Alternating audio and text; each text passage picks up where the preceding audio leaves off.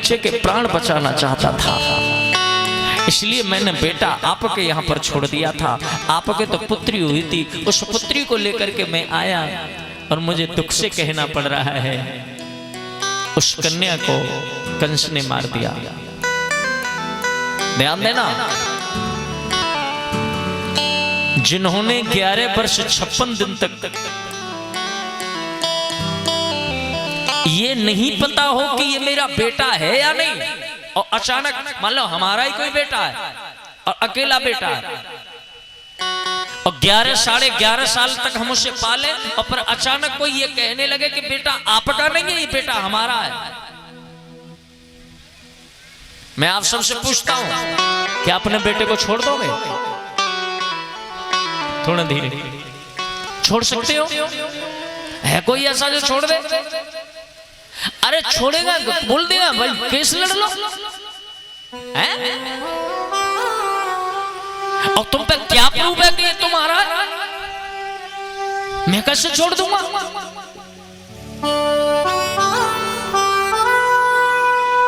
मैं कहता हूं बाबा नंद इतना बड़ा हृदय शायद किसी का होगा, जिस कन्हैया के लिए प्राण जुड़े हैं। बाबा नंद ने कहा अगर ये आपका है तो आपका ही सही। भगवान ने कहा मैं तो सदैव आपका हूं। ग्वाल बाल बाबा नंद सब लौट करके घर आए। नंदरानी को पता था आ रहा होगा कन्हैया है। जब नंदरानी ने सुना कन्हैया नहीं आया है तो नंदरानी ने प्रश्न किया कृष्ण कहाँ है, मेरा बेटा कहाँ है? बाबा नंद रो पड़े। बाबा नंद ने कहा यशोदा तू तो लुटी सो लुटी, तूने मुझे भी लुटवा दिया। अरे पागल, तुझे पता है तेरे बेटा हुआ था? यशोदा तो सुन्न रह गई, बेटा नहीं हुआ फिर कौन हुआ मेरे? बोले तेरे बेटी हुई थी, वसुदेव महाराज से उठा ले गए थे और ये कन्हैया उनका बेटा था। यशोदा ने जब सुना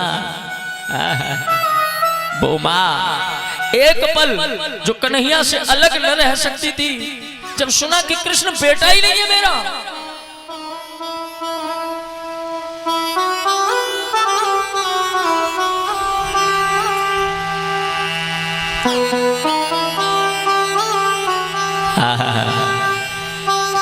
यशोदा ने 1 मिनट बाद ही बाबा नंद से कहा तुम तो बड़े भोले हो, मेरे क्या हुआ था?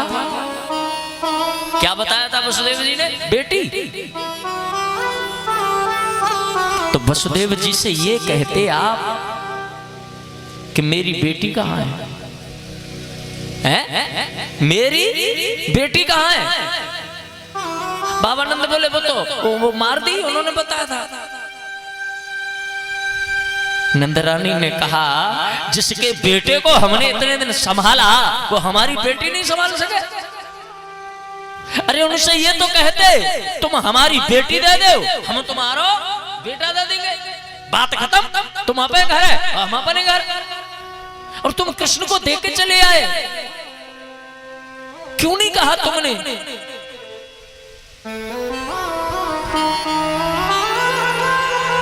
बाबा बोले पागल हो तुम, यशोदा ऐसी बातें नहीं करते। तस्वीर तेरी नैनन में, तेरी यादें रह गई मन में, जब तू ही बिछड़ गया तो क्या रहा मेरे जीवन में। कृष्ण की जुदाई, कृष्ण का वियोग बड़ा दर्द भरा है। श्री सुखदेव जी वर्णन करते हैं परीक्षित, भगवान कृष्ण जब तक वृंदावन में रहे 4 चीजें त्यागी। सिर के बाल नहीं कटाए, सिर पर कभी सोने का मुकुट नहीं पहना, सिले हुए वस्त्र नहीं पहने और चरणों में कभी पादुका नहीं पहनी। त्याग के बिना जीवन में कुछ नहीं है। आजकल के युवा बालक हैं त्यागना चाहते नहीं है और पानी की कोरिया भर रहे हैं। जब तक त्याग नहीं करोगे जीवन में कुछ मिलेगा नहीं। भगवान ने 4 चीजें त्यागी, सब कुछ होते हुए 11 वर्ष 56 दिन बाद मुंडन हुआ और गुरुजी के आश्रम में पधारे हैं। और इत्तेफाक देखिए आज गुरु पूर्णिमा है। जीवन में गुरु जरूरी है। गुरु बिन भवन देता रहे न कोई। गुरु बहुत जरूरी है। और मैंने आपसे कहा भी था, आजकल लोग नाम के चक्कर में पड़ रहे हैं। बड़े गुरुजी हों, बहुत बड़े वाले, बड़े के चक्कर में मत पड़ो। 3 चीजें देख लो, उसे गुरु बना लो। और वो किसी में भी हो। पहली बात, विषमता ना हो, सबको समान भाव से समझे। एक दूसरा, स्वार्थी ना हो। जिसका ध्यान तुम्हारी जेब पर होगा ना, वो ना अपना कल्याण कर पाएगा ना तुम्हारा कर पाएगा। इसलिए स्वार्थी नहीं होना चाहिए। तीसरी चीज, जो भी व्यक्ति सिखाए, जो भी बोले शास्त्रों से बोले। आजकल के तो ऐसे गुरु मिल रहे हैं, ऐसे भी बहुत घूम रहे हैं, बोले ना राम भगवान है ना कृष्ण भगवान है, मैं ही भगवान हूं, आजा। समझ रहे हो ना? बहुत से ऐसे घूम रहे हैं, बोले मैं ही साक्षात भगवान हूं। जो स्वयं को भगवान मानेगा वो भैया कबो काऊ को कल्याण ना कर सके। परमात्मा ने गुरु सांदीपन जी के यहाँ पर 64 दिन विद्या को ग्रहण किया। लौट करके आए हैं फिर से मथुरा में। और अब यहाँ से चरित्र शुरू होगा कृष्ण का। अब तक चरित्र था कन्हैया का। कन्हैया में और कृष्ण में अंतर है। कन्हैया चंचल ज्यादा है और कृष्ण गंभीर ज्यादा है। अब गंभीर कृष्ण का चरित्र हम सुनेंगे। देखो, जब से लौट के आए हैं अकेले में रहते हैं। हाँ, किसी से कोई बात नहीं करते। एक दिन देवकी ने माखन मिश्री बनाया।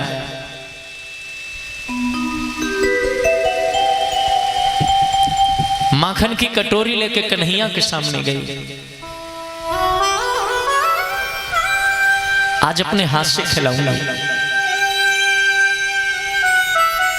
अब तो रोहिणी आ गई है ना, तो रोहिणी बताती है तुम्हारे लल्ला को ना माखन बड़ा प्रिय है। ऐसे खिलाती थी यशोदा, ऐसे खिलाती थी। तो मैया ने सोचा मैं भी ऐसे ही खिलाऊंगा।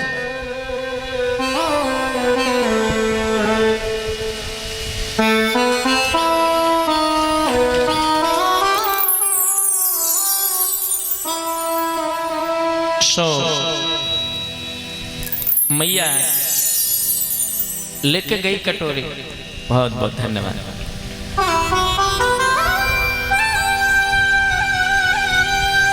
बिल्कुल यशोदा की तरह। कन्हैया ने देखा मैया माखन मिश्री लाई है। भगवान दौड़े मैया के पास में बैठ गए। मैया बोली आज मैं अपने हाथ से खिलाऊंगी।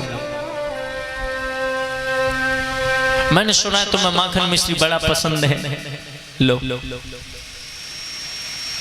यशोदा जी अपने हाथ से खिलाने लगी। कन्हैया की तरफ हाथ गया, मुंह की तरफ हाथ गया। कन्हैया को ऐसे लगा जैसे यशोदा माखन को दे रही हो। नंदरानी की याद आ गई मेरे बांके बिहारी को। और कन्हैया माखन की कटोरी को छोड़ के छत पे चढ़ गए।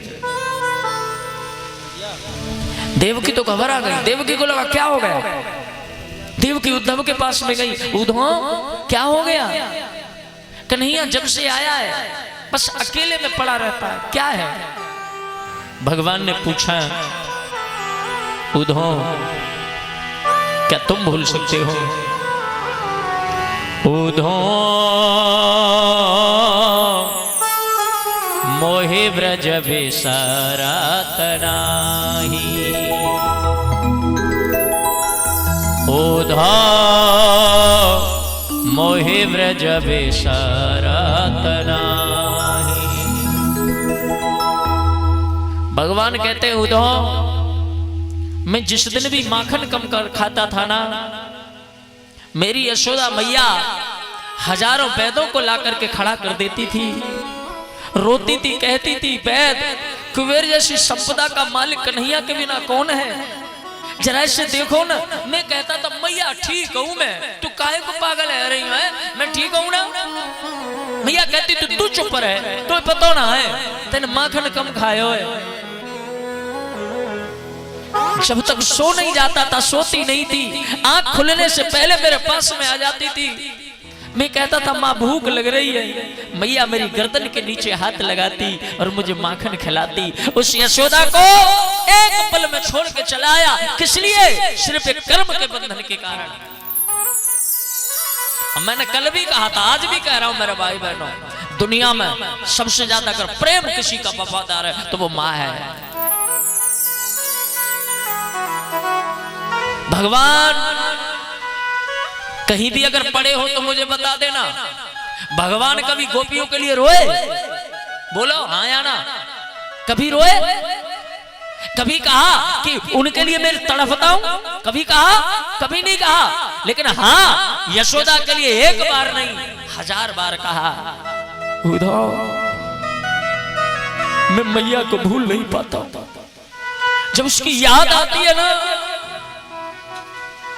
मैं तड़पता हूं। उद्धव ने कहा अगर इतना ही प्रेम है तो एक बार वहां से जाकर के मिल लीजिए ना, एक बार चले जाओ मिलाओ। बोले अगर मैं चला गया ना उद्धव तो इस बार आ भी गया हूं, अगली बार मां मर जाएगी, मुझे आन ना देगी। एक बार काली दह में कूद गया था उद्धव, काली दह में कूद रही थी, ताऊ जी ने पकड़ रखा था और ताऊ जी को बोल दिया अगर आ गया आज तो ठीक है वरना मैं मर जाऊंगी। उस यशोदा को मैं छोड़ आया। उद्धव बोले ओहो आप जैसे ब्रह्म को इतना मोह है? कबहु जोग वियोग न जाके। ब्रह्म तो जोग वियोग से रहित है और आपके भी मन में इतना प्रेम है प्रभु। मेरे को थोड़ा अजीब लग रहा है। ज्ञानी आदमी को ये प्रेम प्रेम नहीं होता। ओह उद्धव प्रेम नहीं होता ज्ञानी को? बोला नहीं होता। थोड़ा बेटा धीरे।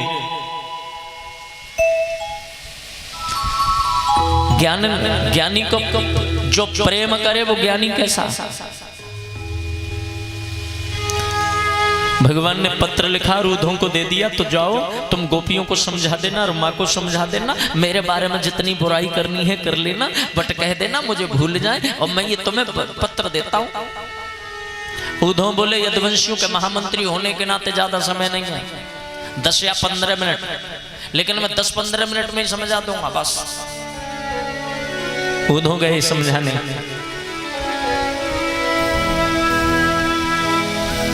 बोलो राधे राधे।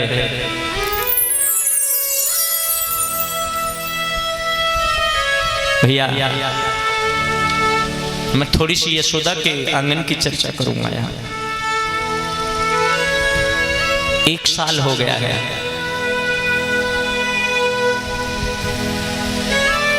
यशोदा जी कैसे रही हैं?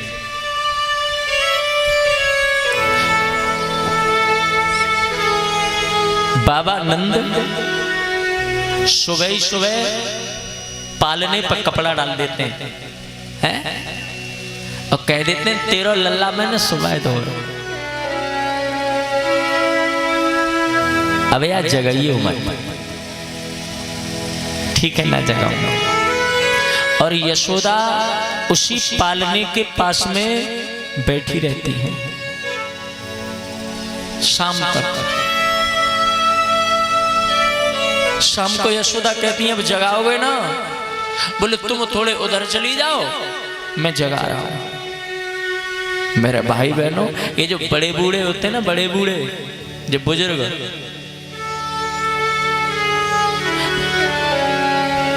दुनिया में तुम्हें साथ चलने वाले बहुत मिलेंगे। यहाँ पर पति पत्नी जो जोड़ा बैठे हैं, लड़ो मत करो आपस में ज्यादा।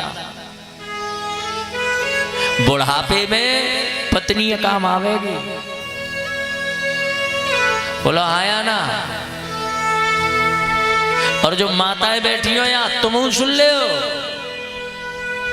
बुढ़ापे में और कोई काम ना आवे हो, पति काम आवे हो। मैंने ऐसे ऐसे जोड़ा देखे, जवानी में ना आपस में ना बनी, हमेशा लड़ाई रही। अब बुढ़ापे में सेवा करी तो पत्नी नहीं करी। अब फिर कह देते कभी कभी लड़ाई है जाए ना, तो बुढ़ापे में जब हाथ पाना चलेंगे तब मेरे ही मां देखो कोई तुम्हें घूट पानी ना दे।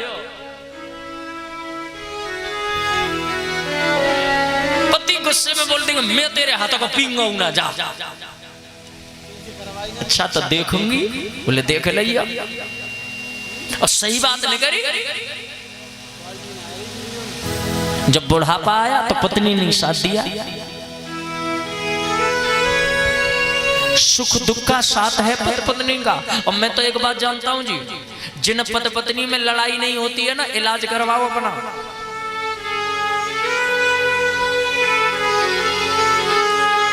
लड़ाई जरूरी है। जहां प्रेम होगा वहां पे लड़ाई तो जरूर ही होगी। और लड़ाई ना है रही है तो कोई मिस्टेक चल रही है। पर लड़ाई कैसी होनी चाहिए जो पड़ोसी को पता ना पड़े। लड़ाई कैसी अच्छी लगते है, जा रे जा, ओए अपन बाप को रोटी दे। लड़ाई चल रही है ना दोनों। हेलो, थोड़ी मॉनिटर को बढ़ाओ। या फिर घर में सास है, मम्मी हाँ उनसे कह दिया रोटी बन गई है। एक दिन तो मम्मी दे दी, दूसरे दिन फिर मम्मी हाँ कह दी खाए नहीं।